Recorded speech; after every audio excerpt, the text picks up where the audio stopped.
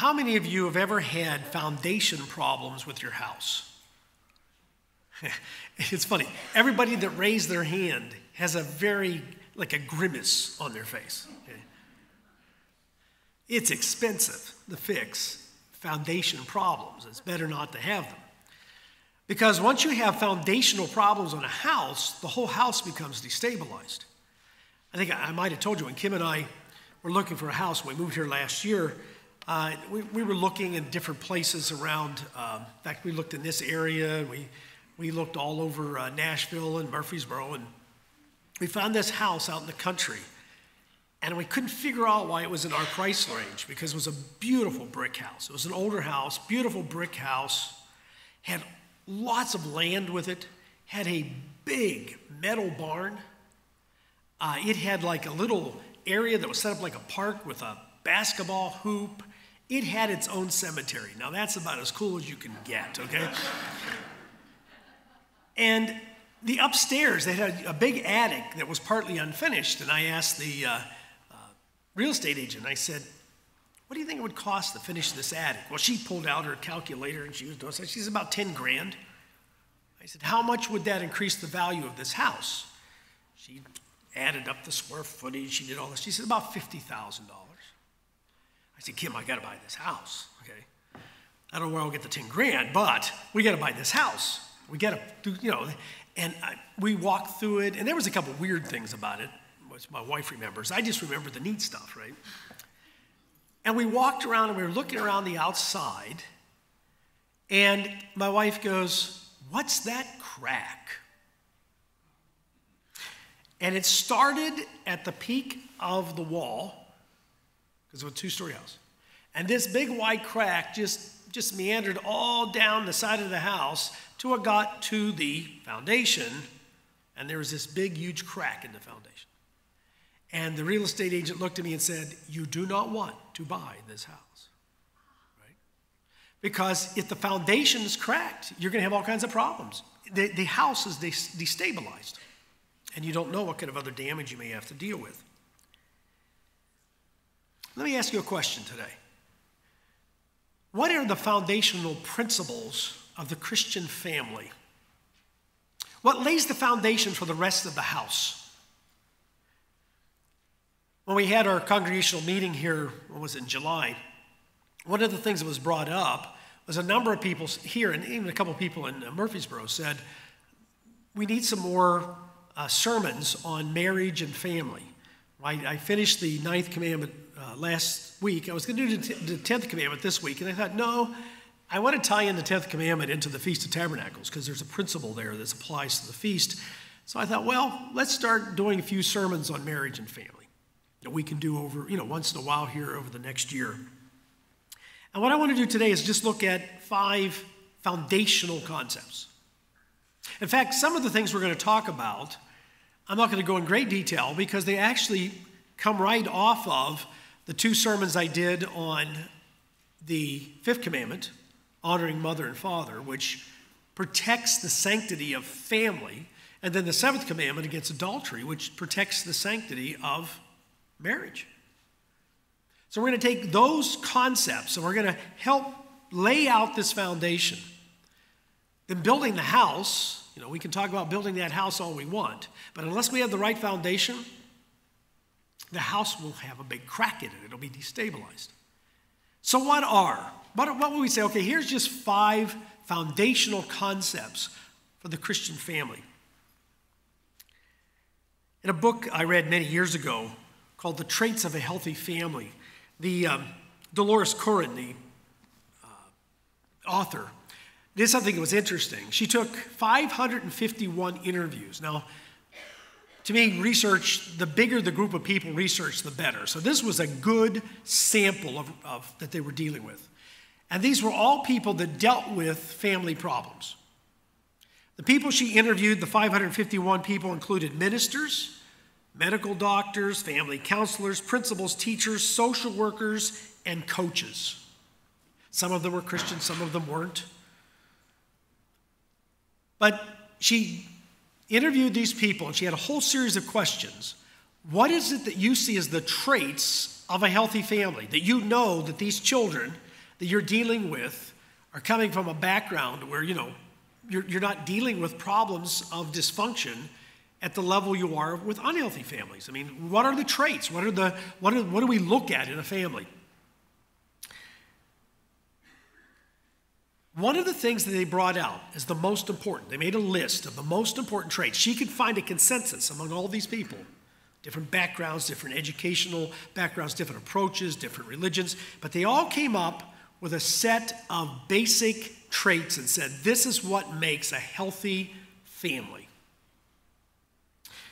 And one of the first points that they came up with as a trait was a shared religious core. In fact, to be a healthy Christian family, to have a right foundation as a Christian family, what other foundation can you have? God has to be the center. God has to be the center. Now, we talked a little bit about that on the fifth commandment. But God has to be the center of the family. Now you say, well, that's obvious. Well, we can state that. But there's a huge difference between stating God has to be the center of our family and having God as the center of the family. In fact, it is so easy in the world that you and I live in because the pressures to destroy family are so great to insulate the family and make the family the center of the universe. Now, family is important. I mean, we're talking about family. Husband and wife, children, this is important. But that isn't the center of your universe. In fact, if you want to build a strong family, God is the foundation. In fact, the conclusion she came to, this is very interesting. Listen to this. There are families among us today who idolize the family to the point that they expect the impossible from themselves. This kind of family has a built-in failure device. It believes that if it can just try hard enough and focus hard enough on itself and its needs, it will have no problems. And I've seen people do this. They want to save their children from the world. They want to keep the world out of their family. And they isolate themselves to the point that their whole life is centered on each other and the family till it becomes actually a form of selfishness. So building the core of the family, the center of the family, actually isn't the family. There are other principles that we build on. And you say, well, what does that mean? Now think about this for a minute. How many people, and some of you may have experienced this, the only reason you're not divorced is because God was the center of your relationship. You had problems in your marriage, but you would not divorce. Why? Because there was a greater principle based on God as the center of your relationship. If God wasn't the center of your relationship, you would have divorced. Same way with the family. If God isn't the center of it, focusing on itself will not produce what God wants in our families. What God wants in our families is actually, our families are very important in His plan.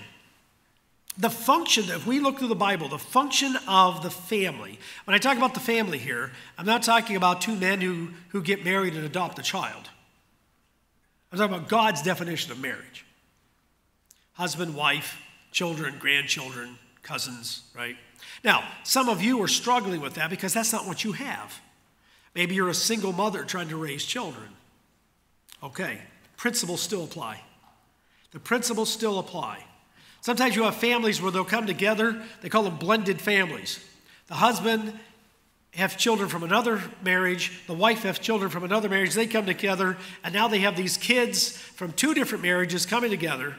Maybe they have children of their own, and they're trying to make this work. That can be very difficult. Same principles. It's the same foundation if you want that family to function. If you want that family to be happy, it's the same principles. So we're looking at the same foundations. So the foundation, what God wants to do with families, it is an extension of God's family and actually God's government. How God's sovereignty of governing the universe is carried out through the family. So the family is very important in God's plan. It is the basic social unit. It's where you learn your social skills and you interact with other people, and that extends beyond that. It is the basic economic unit, right? Where children are taken care of. And they're fed, they're clothed. It is the basic economic unit. It is also, and this is very important because we're going to talk a little bit as we go through these bigger concepts. We're going to narrow this down a little bit. It is also the environment that builds emotional bonds between its members.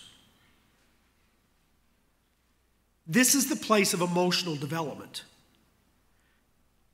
It's supposed to be a stable, secure haven for every member of that family when they're in trouble.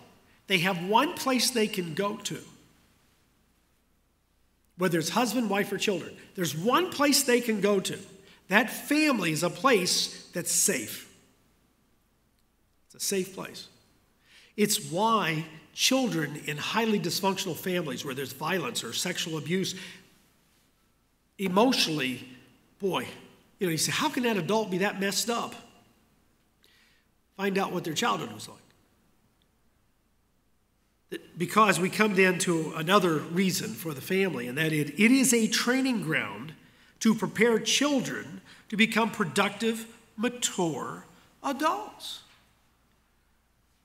It is the training ground to prepare children for adulthood. So the family is very important.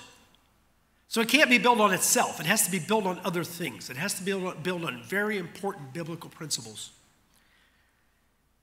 And if that means that if this is God-centered, we must be dedicated to teaching children God's way. You know, we always say that Deuteronomy 6:7 is the basis of all child-rearing principles. I want to go there, but I want to start in verse 6 because this is very important. Deuteronomy 6. Deuteronomy 6.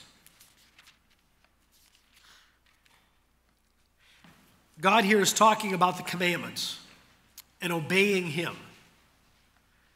And verse 6, he says to all of Israel, this is the adults. To the adults he says, and these words which I command to you today shall be in your hearts. You and I cannot train children until the way that we're training them is in us. He didn't say, you have knowledge of my way, go teach it to your children. That's a totally different statement. In other words, this is like going to school and learning geography, right? You parents, learn geography and teach geography to your children. He says, this has to be in you. This is in your hearts. Now, if it's in your heart, what's the next step? Because it's the next verse we read, but that one has to be read first. It has to be read first. Because a Friday night Bible study with your kids is not enough. Bringing them to church is not enough. Well, there's Sabbath school. Sabbath school does not fulfill Deuteronomy 6, 6, and 7. It does not. It's simply a tool to help you. It's simply a tool to help you. The responsibility for our children is in the hands of the parents. He says, you shall teach them diligently to your children. Now, it had to be in your heart first. Diligently to your children. And you shall talk of them when you sit in your house, and when you walk by the way, and when you lie down, and when you rise up. That's not a classroom. Now, there's time for formal teaching, but it has to be taught in the way you talk, the way you act. It has to be, where are the lessons in life that we talk about this? Where do we have our discussions? What do they see us living? Because they model our behavior at times. How do they see us live? What are our priorities? How do we treat each other? How do we treat them? How do we treat our husband? How do we treat our wives? That's what they're watching all the time. And they're just absorbing that information. We can't sit down once a week and say, now I'm going to teach you God's way, unless the rest of that's happening. Or you know what will happen as they get older? They'll begin to resent the Friday night Bible study. It's just another classroom situation. And they go to school all day long. So why do I have to sit in another classroom? They're missing the point because it has to be part of a relationship. Teaching our children is part of a relationship. One of the most important things that you and I can do for our families is to pray for them. Husbands for wives, wives for husbands, parents for children. They say, oh, good, I'm get to get on my knees tonight and say, God, please fix my wife. No, it's to pray for their benefit. That your family builds these foundations, that you build these foundations together, and that your children has these foundations in their lives. So this is a very broad concept. If our first concept here is you have to build your family on God, not on the family. It has to be built on God. That is the basis of the spiritual foundation of your family. The second thing we're going to talk about is the basis for the emotional foundation of your family. And that is, our second point is, you must develop a stable, loving relationship between parents. Nothing is more beneficial to the emotional development of children than mom and dad's relationship. And it's got to come first. Nothing is more important to the development of especially small children than mom and dad's relationship. When mom and dad are unified, they work together, and they show love to each other. This is not, by the way, a common belief more and more in our society. You know, when we look at the roles that God talks about in the scripture for men and women, even in the church, these roles are being rejected more and more often. Well, yeah, that might be good for back then. That doesn't fit the 21st century we live in. You know, Ephesians 5, the section there that Paul writes about marriage, is probably the most quoted part of Scripture when we talk about marriage. It's sort of a cliche. It is also denied, and at times denied in the church. Let's go to Ephesians 5. Now, we're not going to spend a lot of time here because this is a whole other sermon, Ephesians 5. But we're looking at foundational concepts. And you have to ask yourself, is this a foundational concept of my family? Because this is where the emotional security, the emotional development of children happens. Not just because of your relationship with them, but because of mom and dad's relationship with each other. If mom and dad are okay, I'm okay. That's the emotion I have. If mom and dad are okay, I'm okay. What's the greatest fear of a child? Being alone. Who takes care of me? I can't even tie my shoes. Who will feed me when I can't tie my shoes? Mom and dad being okay is the basis of their security, that they grow and that they mature in. Verse 22. Now I'm going to alienate about half of the congregation here, but that's okay. Just hold on because I'll get to the other half in 3 verses. Okay, wives, submit to your own husbands as to the Lord. Man, that's tough. Do you realize what he's actually saying? You know, he's not saying obey your husband if he tells you to do something against God, okay? That's not what he's saying. I gave a marriage seminar years ago, and I had some people there from another Sabbath fellowship, and afterwards the women came up to me and just attacked me because they said, no, if our husbands tell us to, we're under their direction from God. I said, so if your husband told you to steal, you would? And they said, you bet. If your husband told you to lie, you would? They said, you bet. Because he's responsible to God. I said, then you don't see yourself as an equal child of God. Well, yeah, we do. I said, no, you don't. God sees you as an equal child, which means you have equal responsibility. You see yourself as an inferior child of God. I'm just saying women are equal. Now, that has nothing to do with roles. It has to do with equality before God. Men and women are equal before God, equally responsible. But men have a role and women have a role within marriage and within the family. Now, this takes a lot of explanation. We'll do a whole sermon on Ephesians 5. But how much of this is looked on? I mean, even in the church, oh, no. I don't have to submit to my husband. You know, he wants to do, he's made a decision, I disagree with it. I just don't go along with it. For the husband is the head of the wife, as also Christ is the head of the church, and he is the Savior of the body. Therefore, just as the church is subject to Christ, so let the wives be to their own husbands in everything. What? Because I can tell you, if you haven't figured it out by now, you're not married to Christ. Right? He makes a lot of mistakes. Now, in a minute, Paul will show us why he's saying these things. So now, husbands, so I can offend you also. Love your wives, just as Christ also loved the church and gave himself for it. Okay, love them enough that you'll be, if you had to, you'd be crucified for her. Oh, well, I'm not even willing to give up hunting and fishing. I gave up bowling night. That's all she gets, okay? I have sacrificed enough for that woman.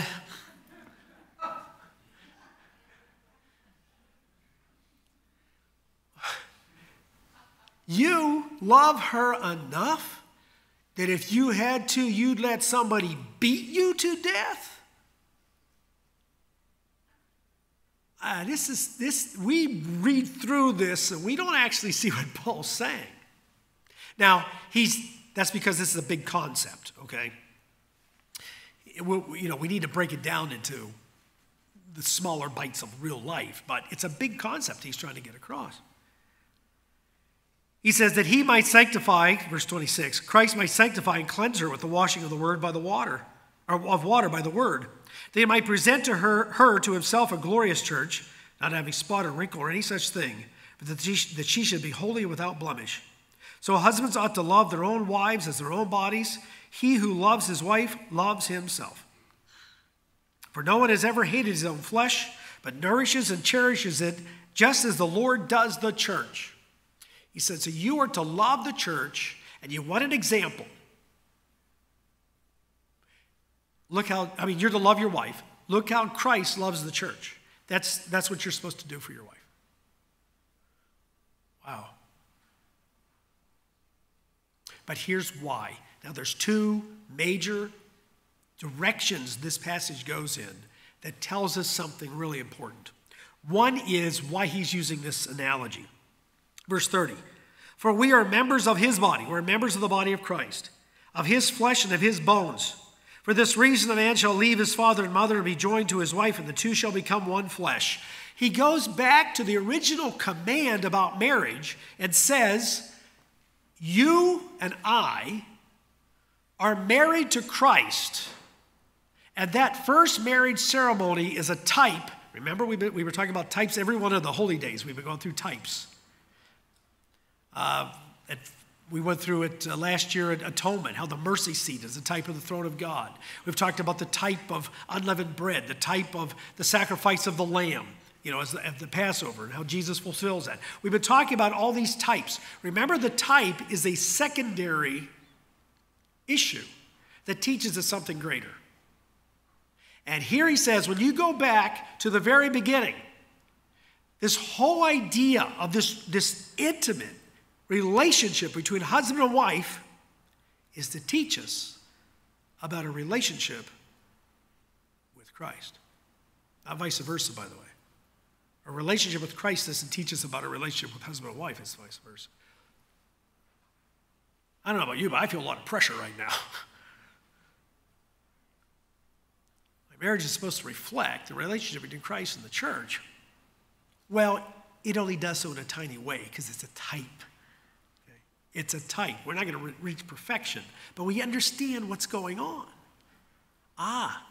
This relationship teaches us about the relationship between us and Christ. Because he says, this is a great mystery, but I speak concerning Christ and the church. So we got our first point here. He's using marriage as an analogy, as a type of our relationship with Christ. But the next verse tells us the core issues for most conflict in marriage. And this is a whole subject in itself. Nevertheless, let each one of you in particular so love his own wife as himself, and let the wife see that she respects her husband. The core of most marriage problems are these two things. A husband that is not loving his wife, and a wife that is not respecting her husband.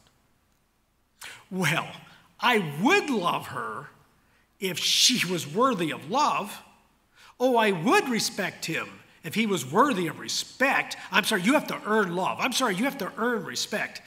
No, when we got married, we promised God, and we promised God we would do that. Yeah, when I got married, I promised God I would love her. God, I've taken that back now. You know, can I dump her and get another one? No, I've never thought that, okay? Because I'm happily married. But if I'd ever thought that, you know what the answer is, of course? Oh, no. You promised to love her.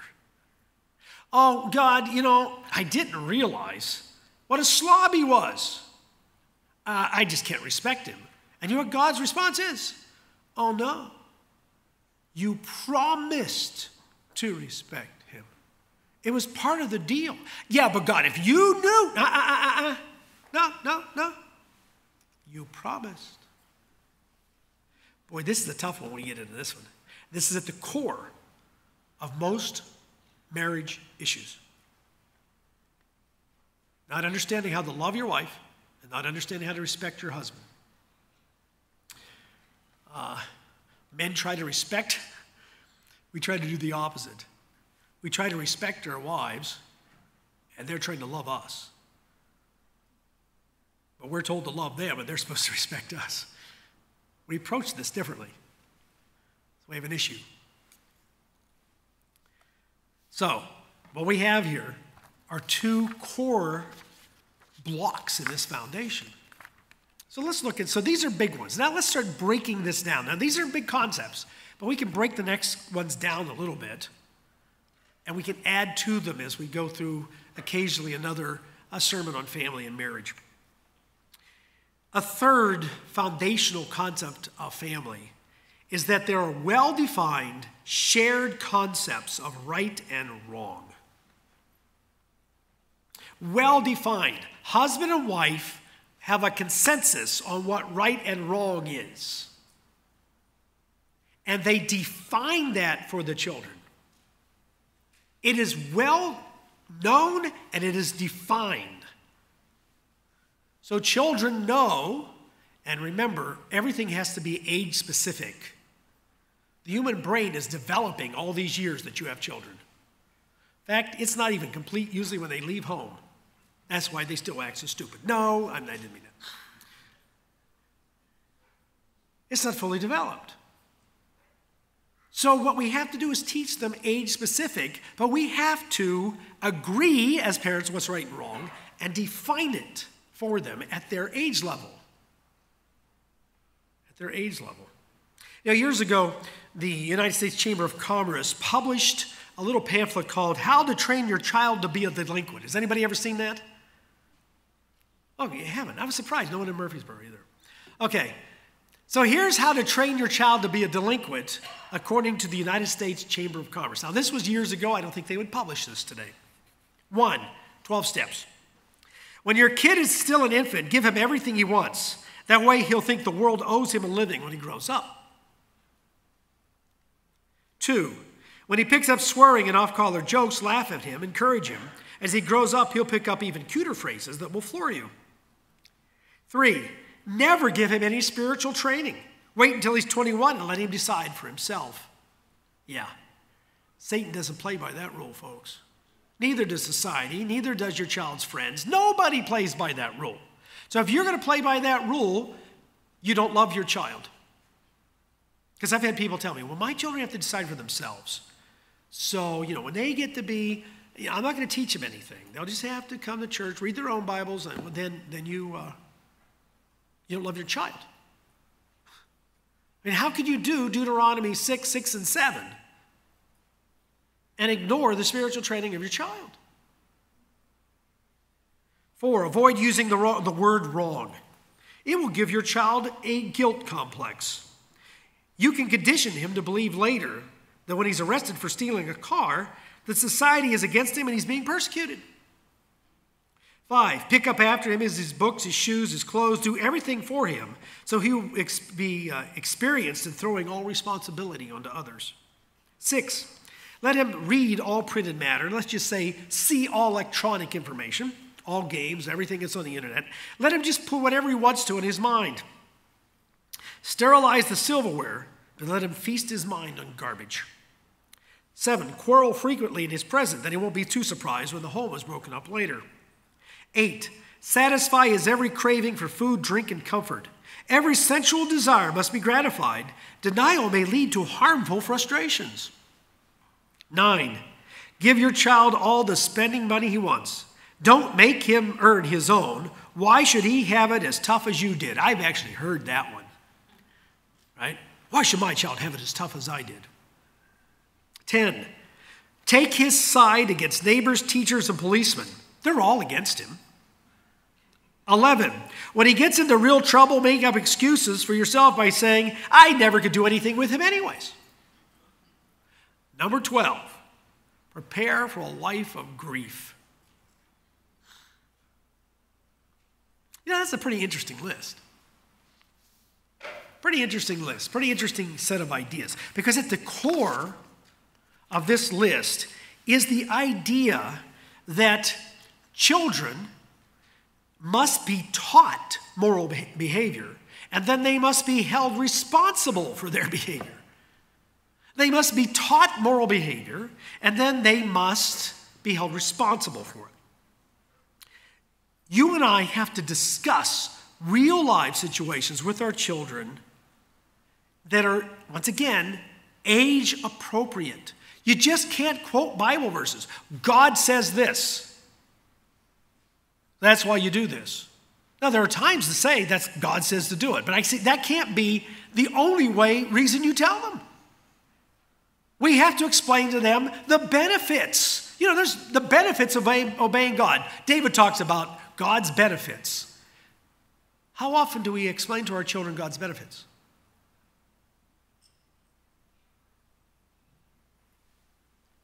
So we have to personally work with them to teach them how to cope in today's world. Now remember something about children. This is so important. Children, even up into their teen years, are more emotionally driven than objectively driven.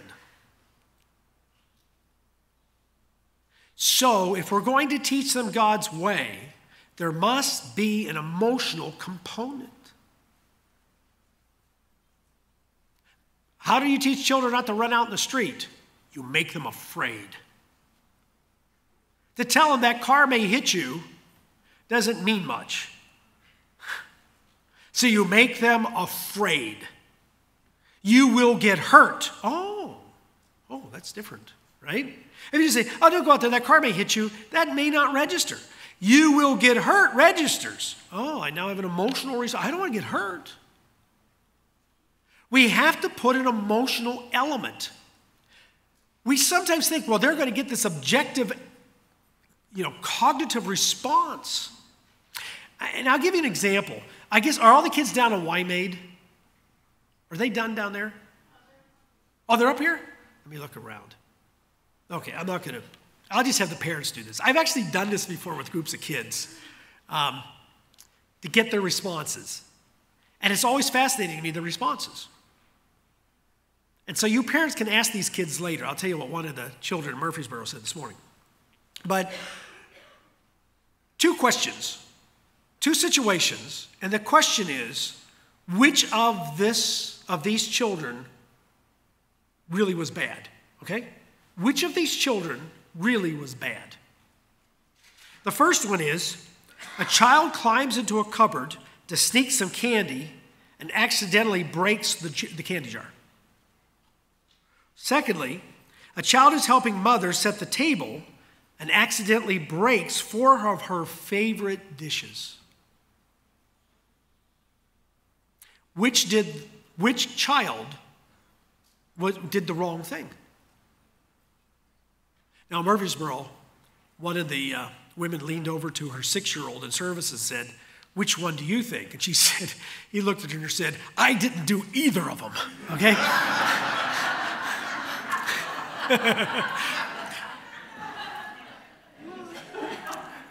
He just wanted to make sure he's not involved in this at all. I'm out of this.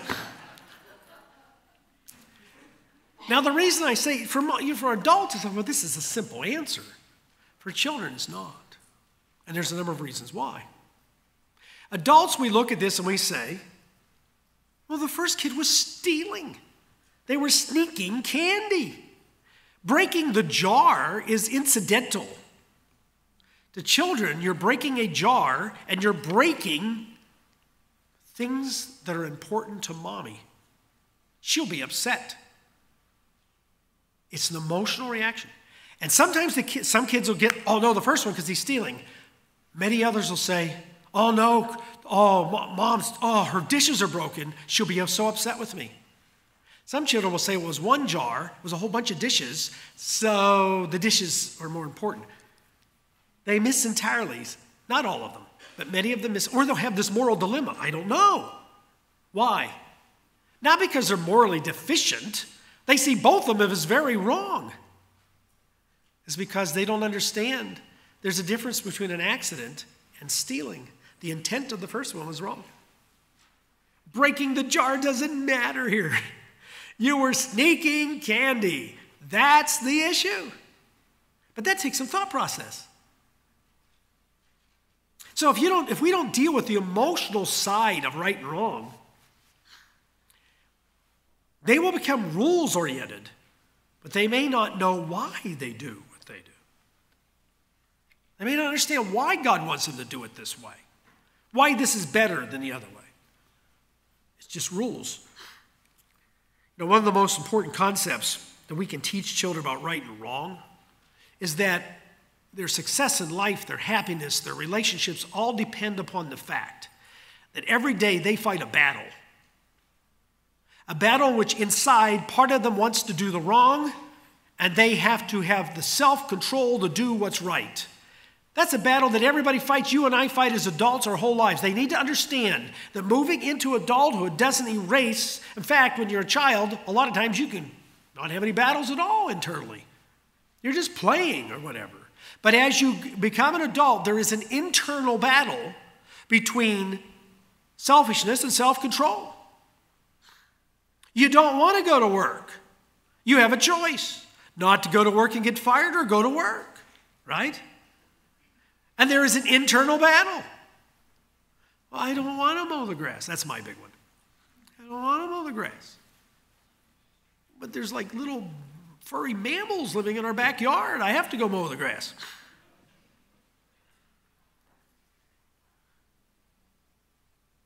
They need to understand that. I'll give you something a teacher taught me years ago that I found helps with my grandchildren sometimes. When they're having a trouble with self-control, what do you usually say? Get control of yourself. You know what? That's about a meaningless thing you can say. What's that mean to a child? And the teacher said what she did is she had them close their eyes, fold their hands, and take about 3 big breaths. Hey, kid, I found with mine. Not all the time. There's a point where there's too far beyond. But I want that piece of candy. And my grandkid's dad has figured out, wow, I'll avoid the responsibility by sending him to Grandpa. Can I have a piece of candy? Go ask Grandpa. Hey, what are you doing? And, Mom's not around, so now you have to be the bad guy. I think, no, it's that too much sugar is not good for you. You already had dessert last night. You can't have a piece of candy. Well, put your hands together, close your eyes, take a big breath. Okay. And if you catch it right, depending on the personality of the kid, you catch it right time, it actually helps. It helps them give the ability to get control of their thoughts instead of just emotionally being out of control. Self-control is so hard as an adult. Imagine what it's like as a child. I mean, self-control as a child, when you're just driven by emotions, you're just driven by feelings. You're not driven by logical thought. So teaching them right from wrong at their age level with the concept of benefits, with the concept that there is objective truth. This is right, even if you feel differently. Oh, but that'll hurt their feelings. Well, when does right and wrong have to do with feelings? It has to do with what's right. I mean, if it was feelings, we'd probably know what would show up today. Well, I'm mad at that person. I'm not going to church today. Or I'm tired today. I'm not going to church. I mean, you see what I mean? We do what is right because it's right. Then we're always glad when we do what's right. There's always a benefit to doing what's right. And they need to know the benefits. The fourth foundational block here in the foundation of a healthy or of a Christian family is a willingness to communicate with each other. Now, we all say, but we are trying to communicate. But how many times have you heard parents say, they just never talk to me? A wife says, he just never talks to me. And the husband says, she doesn't understand me. You'll hear that all the time. He does not talk to me. She does not understand me. You'll hear parents say, the children don't talk to me, and the children will say, they don't understand me. We won't talk, we don't understand, or we yell. Okay? Well, we can't fix this, so we'll just yell at each other. Stephen Covey in 7 Habits of Highly Effective People gives this little story of what we do. This is sort of what we're like when we sit down with each other, even as parents. Dealing with our children with our experience as opposed to their experience. So I've got 60 years of experience. I'm going to sit down with my 10-year-old and I'm going to explain to her something. And if we're not careful, this is what we do. Suppose you've been having trouble with your eyes and you decide to go to an eye doctor for help. After briefly listening to your complaint, he takes off his glasses and hands them to you. Put these on, he says. I've worn this pair of glasses for 10 years now. They've really helped me. I have an extra pair at home. You can wear these. You put them on, of course, it just makes the problem worse. This is terrible, you say. I can't see a thing. Well, what's wrong? They work great for me, he says. Try harder. I am trying, you insist, but everything's a blur. Well, what's the matter with you? Think positive. Okay, I positively can't see a thing. So then the doctor says, boy, you are ungrateful after all I've done for you. Sometimes we have to see it through their eyes to understand how to teach. I'm not saying see it through their eyes so you can justify what they've done wrong. I've been very frustrated with my 5-year-old. Well, she just turned 5. But in her 3s and 4s, she's just such a selfish little girl that would just lose her temper and violently punch or kick her older siblings. And she's been trying not to do that. So they were there this week. So I just watched her a lot. I watched her a lot. And I realized something as I watched her, because she gets corrected a lot, and she should. You shouldn't punch, you shouldn't hit. But I watched the older kids manipulate her. They want one of her toys, and they talk her out of it. And then she doesn't know how they did it. And she's always trying to keep up with them. She's trying to keep up. She's trying to keep up. And one day, the 7-year-old tricked her out of something. And she said, but I want that back. And he said, no, you gave it to me. It's mine now. And she just hauled off and hit him. And he looked at me and said, Grandpa. And I said, hold on. I said, I watched you cheat her, and I watched her hit you. If I deal with her hitting you, I'm going to deal with your cheating her. So you decide how you want to handle this. Okay, we're just going to play now. And okay. Because boy, you want to pursue this action here. We're going to deal with both ends of the problem, because we've only been dealing with one end of the problem for a long time. And suddenly he was the nicest guy and sharing with her. We have to see it. And I thought, okay, she loses her temper too easy and she becomes violent too easy. Okay. But we also have to understand her level of frustration is because she's being taken advantage of. How do you do that? How do you understand that when you're 4 years old? Okay, so we're going to have to start dealing with those issues too. We have to look at them and, we can't be like the father that once said, I just can't understand my kid. He just won't listen to me. I can't understand my kid is one statement. He won't listen to me is actually another statement. I can't understand him because he's not listening to me. You'll never understand him by talking. Think about that. My child doesn't understand. I just don't understand my child because I keep talking. Well, there may be a reason. I'm saying we need to talk to our children. We need to correct our children. Children need to be corrected. The Bible actually says that. But why are they doing what they're doing? Proverbs 18:13. Have you ever thought about using this in child rearing? In parenting? Proverbs 18:13. Because I'm going to tell you in a minute how I learned this. I learned this one time, not because I was wise, but because the situation played out. Proverbs chapter 18, verse 13. He who answers a matter before he hears it, it is folly and shame. It's so easy to see a child do something wrong, or hear them do something wrong, or hear them say something wrong, react, and never ask, what caused you to do that? Now, I'm not saying there shouldn't be punishment. That's what I'm talking about. I'm talking about understanding, because sometimes a child can explain something to you, and you can say, well, that won't work. Depending on their age, depending on their mental, maturity at the time. Let me explain why. And I'll give you an example. When my son was a teenager, I got a call one day from school. And it was a teacher. And she said, your son is a good student, but he's become so disruptive in my class. And she said, I don't understand why, because he's a great guy. But she said, all the boys in the class gather around him. And she says, he is funny. He's a funny kid. And she said he would say the funniest things in class. And they all laugh, and then they all crack up, and then they all start acting up, and they disrupt my class. And she said, they all look on him as a leader. And she said, he just takes over my class.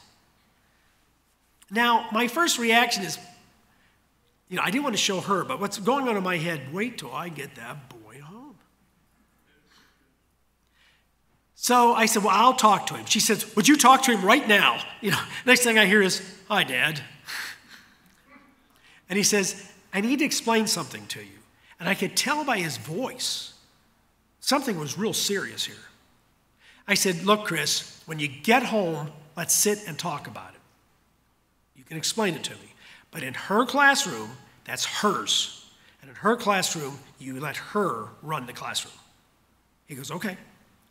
And I could hear as he handed the phone to her, I heard him say, I won't do it anymore. I'm sorry. And she came back on. She said, wow, I don't know what in the world you said to him, but that's the first time I've ever had a male student say, I'm sorry, and I won't do it again.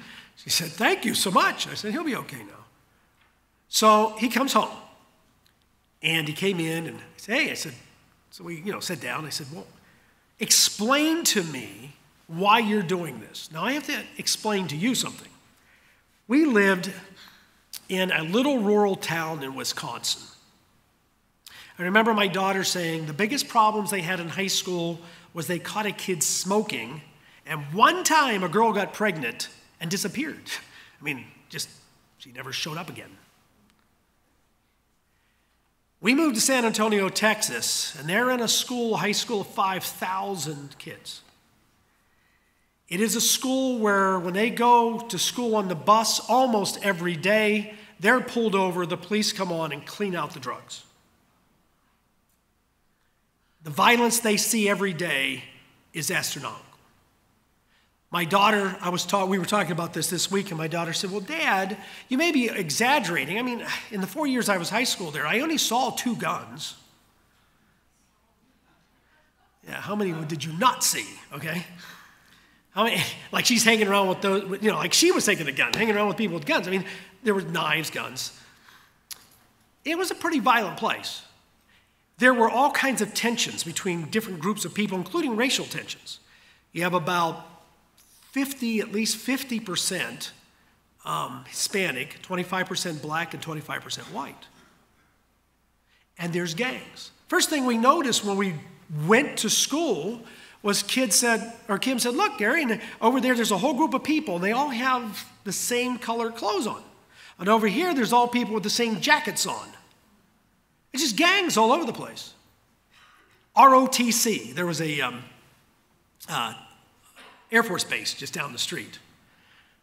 You could tell all the ROTC kids. You know why? I mean, think about it, all these kids coming in from different schools. They got to protect each other. They came to school in their uniforms and they hung out together. So ROTC was a gang. You could see them. They all had military uniforms and they're all over the place, clumped together. It's just a place full of gangs. So I said, why are you acting up in class? And he said, Dad, it's how I survive. He said, I'm funny and I'm big. He said, because I'm big, everybody wants to push me. Everybody wants to see just how tough I am. And he said, he says, I have friends all over the place. And he said, there's one Hispanic gang and there's one black gang that I've been in trouble before. And one of those gangs have showed up and said, he's with us. You mess with him, you mess with us. He said, it's because I'm funny. And, he could play ball. He was an athletic guy. And he said, I'm the only one that'll goof off in classes and get away with it because I'm a good student. He said, that's how I survive.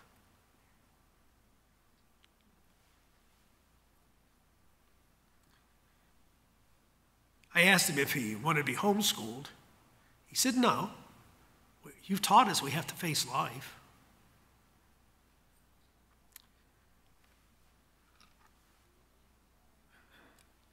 Needless to say, I did not punish him. I told him, you can't do that in class. Now, you may be goofing off the rest of the time. That's what you have to do. But in class, you can't. He said, okay. I asked him one time, I said, did you ever get in a fight in high school? And he said, nope. He said, one time I almost did. And he said, I lost my temper. And he said, I was so afraid I was going to kill him. Because it was such a violent school. I mean, he said, I was so afraid. He said, I stood there and I just started to shake. He said, the guy just turned around and walked away real fast. He said, I think I would have hurt him really bad.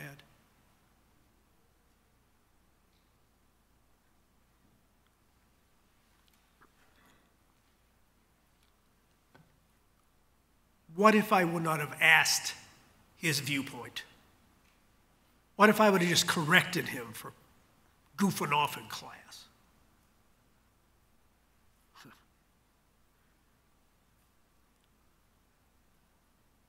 He did what I said. Never had trouble with him goofing off in class again. We have to recognize communicating with them is not simply preaching to them. It's understanding who they are as human beings and realizing there's God. Except for God, we're the best chance they have. In this world, we're the best chance they have.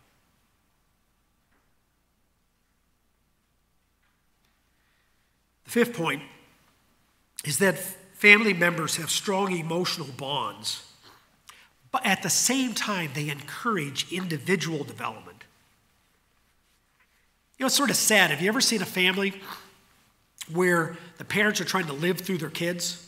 Oh, my prom was so nice, but I didn't get to wear a nice dress, so I'm going to make sure you get a nice dress. And the girl's saying, I don't even want to go to the prom, or I don't care, this is the dress I want. No, you have to wear this dress. But I hate that dress. No, this is the dress, this was like the one I wanted to wear. You can't live your life through your kids. We got to understand who they are. You know, you might have been a great athlete, and your kid can't catch a wiffle ball.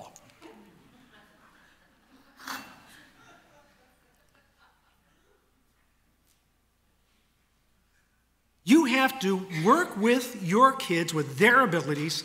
So yeah, there's these strong emotional bonds, but in the end, what are you teaching them to do? You know, there's an interesting passage here in Judges 13. God sent the angel of the Lord to tell Manoah's wife that she was going to have a child and that his name would be Samson. And his wife goes to Manoah and says, angel of the Lord appeared to me. We're going to have a child, and he's going to have to take an Nazirite vow, and God's going to be with him. And Manoah, he doesn't say, first, you're crazy. He doesn't, go around and tell everybody, why I'm going to have a child. What he does is he goes to God and says, would you send the angel back? I need to ask him a question. This is very interesting. Would you send the angel back? Now, what's the question? Verse 12. Manoah said, now let your words come to pass. What will be the boy's rule of life and his work? How do I train him the rules of his life for his work? Not Manoah's work. In this case, Samson had a specific work for God. We can't make our children fulfill our dreams. Yeah, I'm a veterinarian. I'm a happy veterinarian. Well, I'm a successful veterinarian, but I'm really not happy. Why? Well, it's what my mom always wanted me to be a veterinarian. Well, what did you want to be? Oh, at age 5, I wanted to be a lion tamer. At age 10, I wanted to be a race driver. At age 15, I wanted to be an NBA player. Right? But what did you really want to be? I don't know.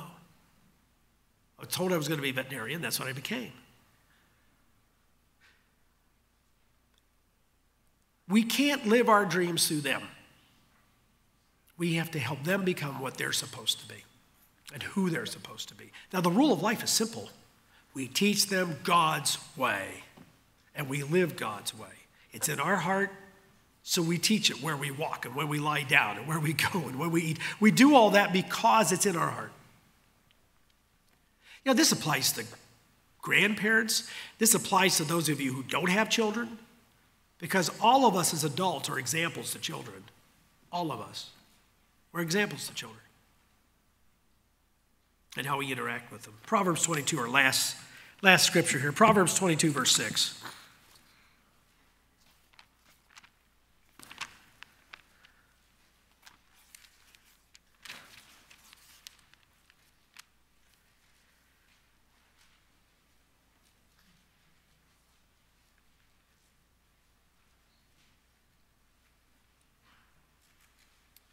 Train up a child in the way he should go.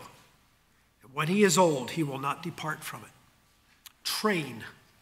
I like the way the Modern Language Bible translates this. It says, educate a child according to his life's requirements. What is required of life? Remember what Manoah said? Okay, what is it? What is his life requirements? And then what does he do for his work? What is it you want him to do? You pray that God will help your children find what they should do. Or do we just simply try to make them fulfill our dreams? Are we so wrapped up that our ego, our self-worth is based on, whether our children do this or that or the other? Oh yeah, My children, do all of our children have to have a master's degree for us to finally be proud of them or accept them? Do they have to fulfill our dreams? The Hebrew word here that's translated train in the New King James and educate in the Modern Language Bible is a very interesting word. The Hebrew language is descriptive. I would not give a sermon on the intimate descriptions that are laid out in the Song of Solomon. It would be shocking. Because their words literally are like pictures. So we use the word train or educate, and there's any number of synonyms that we could use that are all having subtly different meanings. The Hebrew word literally means to make something narrow. In other words, it's broad, but you're making this path get smaller and smaller and smaller to his path in the way he should go, or in the way she should go. It's very personal. In the way he or she should go, you make this more and more and more narrow till they're in their way. The requirements of their life by God, and they're fulfilling what God wants them to do. We make it narrow. That's what we do. So that fifth point is, there's strong bonds between the family. But at the same time, we're helping them develop into who they are, who they're supposed to be, with their own personality, their own abilities, their own desires, their own dreams. The erosion of the family has been taking place in this country for decades, and it is a societal nightmare. One of these days we're going to reap. No. We sowed the wind in this country decades ago, 2 generations ago. We are reaping the whirlwind. I do not believe you can turn this country around. The family structure is too destroyed. The educational system is too wrong in its value system. And I know that's unpopular, but it is. The educational system is based on wrong values. Clear from the highest levels of education down to the grade school level. And so we have now the 3rd generation of people that just the value system keep collapsing and collapsing. Now, even the definition of marriage, the biblical definition of marriage is seen as hate speech. The biblical definition of marriage is seen by many Christians as being anti-God. Now, that's a long stretch from 30 years ago, isn't it? And here we are, trying to be in this world, trying to create and help be Christians, have Christian families, where we are a reflection of God's family.